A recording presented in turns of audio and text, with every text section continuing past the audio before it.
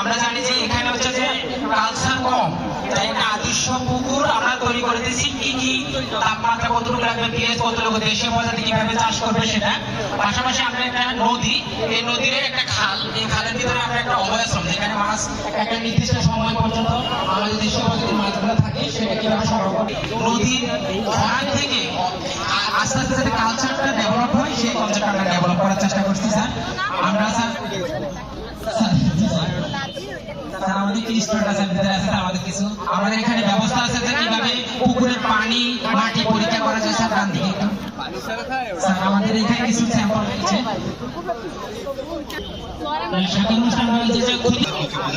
সেটা রেখেছি স্যার। আপনারা জানেন স্যার, আমরা স্যার জেন্ডার বৈষম্য কাজ করে আমরা সমতলের বিশেষ আমরা যে কাজগুলো করি স্যার এই জেলে, সেগুলো আমরা ভিজিবল করেছি পিছনে। এবং এরপরে স্যার আমরা বিভিন্ন ধরনের আমাদের টিভিসি গুলো প্লে করবো একটু অন্ধকার হয়েছে। স্থানীয়ভাবে আমাদের কিছু রিক্রুটমেন্ট হয়, যারা যদি কোনো এরকম শিক্ষার্থী বা তরুণরা থাকে যারা ব্র্যান্ডে যুক্ত হতে চায় স্যার, আমাদের সার্কুলার চলমান স্যার। ভিডিও করো। আমরা সড়ক দুর্ঘটনা রোধের জন্য সচেতনতা কার্যক্রম করছি এবং